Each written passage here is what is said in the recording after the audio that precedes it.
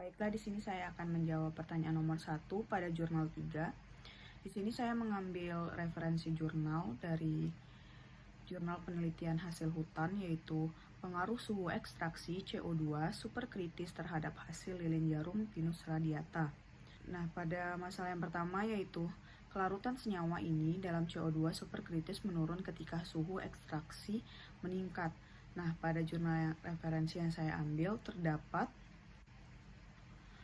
pada penelitian ini menyatakan bahwa perilaku kelarutan lilin dalam fluida superkritis CO2 menurun seiring dengan peningkatan suhu ekstraksi.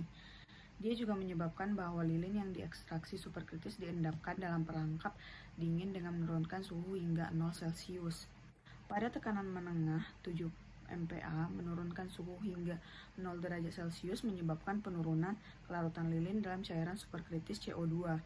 Namun kelarutan minyak atsiri meningkat tajam. Pada kondisi ini, lilin dapat diendapkan pada perangkap dingin pertama, namun minyak atsiri dan lilin apapun yang tidak dapat terperangkap pada perangkap dingin pertama tetap mengalir bersama fluida superkritis. Nah, di sini lilin yang diperoleh dalam perangkap dingin pertama pada tekanan menengah 6-7 MPa kemungkinan besar mengandung alkana normal rantai panjang yang menyebabkan penurunan lilin seiring dengan peningkatan suhu ekstraksi. Lilin yang masih larut dalam fluida superkritis diharapkan dapat diendapkan pada cold trap kedua dengan menurunkan tekanan menjadi 0,1 MPa pada suhu 0 derajat Celcius. Masalah kedua pada jurnal 3 yaitu pada penelitian lilin tidak dicuci dengan kloroform yang menyebabkan masalah rendaman lilin pada ekstraksi berikutnya. Cara mengatasinya pada jurnal yang saya ambil yaitu karena lilin yang masih tersisa di saluran dan katup dapat dilarut dengan cairan superkritis CO2 pada ekstraksi berikutnya dan diendapkan pada perangkap dingin pertama atau kedua tergantung di mana garis itu. Hasil rendaman lilin pada saat ekstraksi akan lebih tinggi dari rendaman yang sebenarnya.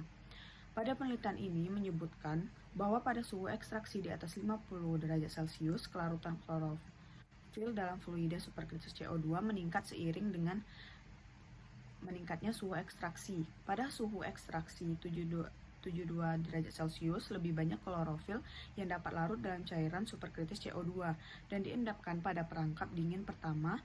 Kehadiran senyawa ini dapat dilihat sebagai semburat kehijauan pada lilin yang diekstraksi superkritis. Senyawa ini menyebabkan peningkatan jumlah rendaman lilin yang diperoleh pada cold trap pertama, membuktikan bahwa kenaikan suhu ekstraksi menyebabkan penurunan jumlah malam, yaitu malam yang diperoleh.